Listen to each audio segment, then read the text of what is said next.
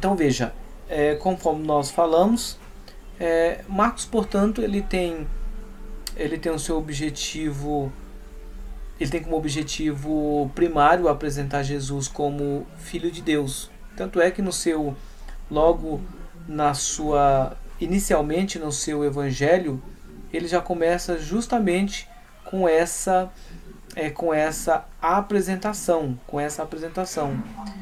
ele vai escrever o seguinte lá, se você abrir e conferir na sua Bíblia, lá no capítulo 1, ele começa dizendo o seguinte, princípio do Evangelho de Jesus Cristo, o Filho de Deus, conforme está escrito na profecia de Isaías: eis aí viu diante da tua face o meu mensageiro, ao qual preparará o meu caminho, e assim por diante. A ênfase que eu quero dar é justamente aqui no versículo 1, princípio do Evangelho de Jesus Cristo, o Filho de Deus. Então, ele já começa justamente dessa forma. E por que ele começa de uma forma bem sucinta, não tão extenso como Mateus, por exemplo, foi na sua introdução?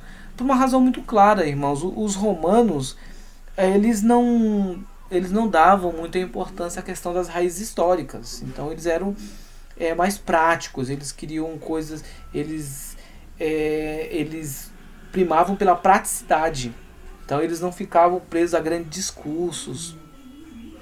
E entendendo o seu contexto, ou seja, entendendo o contexto dos romanos, que Marcos, portanto, ele de uma forma muito objetiva, já logo inicialmente, ele já diz que o Evangelho é de Jesus. E quem é Jesus? É o Filho de Deus. Ou seja, eu vou falar do Filho de Deus que é servo.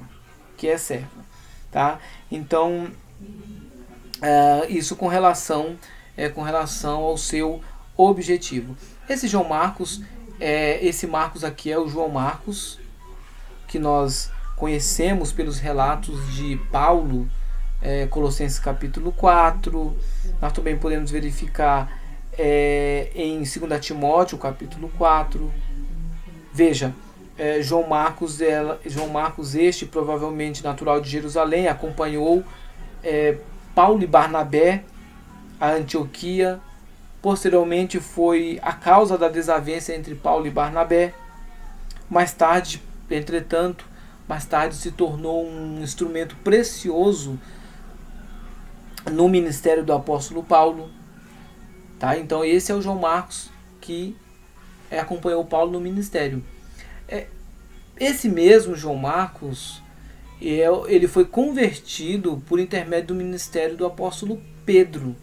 Tá? Acredita-se que grande parte do material que tem no Evangelho de Marcos foi tirado com base no sermão do apóstolo Pedro, com base no ministério do apóstolo Pedro.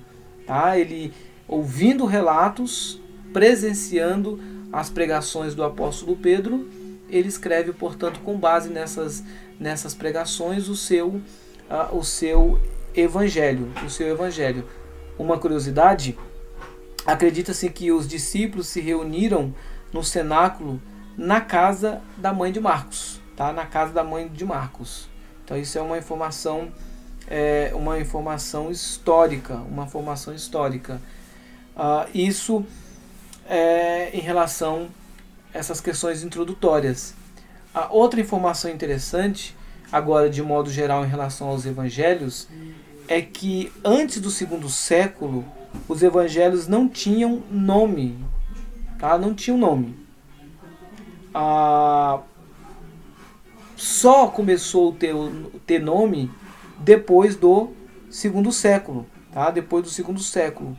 Só depois então que houve uma necessidade de distinguir um do outro, quando esses evangelhos foram reunidos, e na reunião desses evangelhos é que houve a necessidade, portanto, de distinguir um do outro. Mas antes do segundo século não tinha, os evangelhos não levavam o nome dos seus autores, tá? Foi acrescentado posteriormente no século segundo. Então nós já falamos sobre o objetivo, falamos que Marcos escreve para leitores gentílicos. O local da sua escrita provavelmente seja Roma, tá? Provavelmente seja Roma. Muitos estudiosos da antiguidade defendiam isso, os estudiosos consultados, especialistas em Novo Testamento também defendem que o local da escrita de Marcos seja Roma, tá? Seja Roma, e que a data mais provável é que seja entre o ano 55 a 60, tá? Depois de Cristo, sendo a data mais provável. E vocês vão ter depois um slide onde eu divido o quadro, e nesse quadro aqui eu faço um paralelo entre a pregação de Pedro e o Evangelho de Marcos. Então eu pego algumas afirmações que Pedro que podemos ler lá em Atos e faço uma comparação com o Evangelho de Marcos, e vocês vão perceber que há similaridade entre aquilo que foi dito em Atos e aquilo que foi narrado em Marcos. Eu faço isso justamente para corroborar com essa ideia de que Marcos se utilizou das pregações de Pedro, do ministério de Pedro, para escrever o seu evangelho. O esboço, uma proposta de esboço para dividir o Evangelho de Marcos aqui, fica da seguinte forma. Dos versos 1, do capítulo 1, aliás, o capítulo 1, dos versos 1 a 13, antecedentes, eu coloco aqui como antecedentes do ministério de Jesus Cristo, o que antecedeu ao ministério de Jesus Cristo. Do capítulo 1, verso 16 até o capítulo 3, eu coloco aqui como a primeira parte do ministério de Jesus Cristo na Galileia, indo até o capítulo 5, que é a segunda fase do ministério de Jesus na Galileia. Depois, o capítulo 6, ainda se falando do ministério de Jesus na Galileia, até o capítulo 8, e do capítulo 8, verso 27, até o capítulo 10, verso 52, é o caminho do sofrimento. Eu coloco aqui como o caminho da glória e do sofrimento. Capítulo 11 até o capítulo 13, verso 37, o ministério final de Jesus em Jerusalém, culminando, portanto, no capítulo 15 a 16, verso 8, com as narrativas da paixão e o túmulo vazio. E o túmulo vazio por conta da ressurreição de Jesus Cristo. Isso em relação à questão panorâmica. Porque depois nós vamos perceber, meus irmãos, ali no finalzinho, capítulo 16, nós vamos perceber então a ordem de Jesus Cristo para a evangelização, que Jesus dá, portanto, aos seus discípulos, e o verso 19 a 20 nós temos a ascensão de Jesus Cristo. Tá? Marcos apenas 16 capítulos, que traz um resumo do ministério de Jesus de uma forma prática, dando ênfase a algumas ações pontuais de Jesus na Galileia. Então, isso em relação ao Evangelho de Marcos. Tá bom? Próxima semana nós vamos estudar um pouquinho sobre o Evangelho de Lucas, depois o Evangelho de João, caminhando para Atos.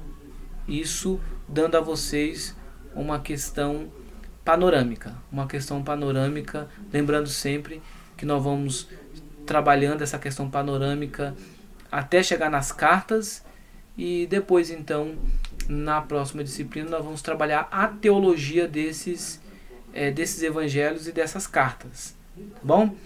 Deus abençoe a vida dos irmãos, continue dedicados, leiam depois novamente os slides para que essas informações fiquem mais fixas na mente de vocês, a tal ponto de que vocês possam ensinar outras pessoas essas informações tão importantes acerca dos evangelhos de modo geral. Deus abençoe, um bom descanso para vocês, em nome de Jesus. Qualquer dúvida, estou à disposição, pode mandar mensagem para mim que responderei a vocês, tá bom? Pode mandar escrito, manda áudio, veja a forma que você achar melhor. Deus abençoe.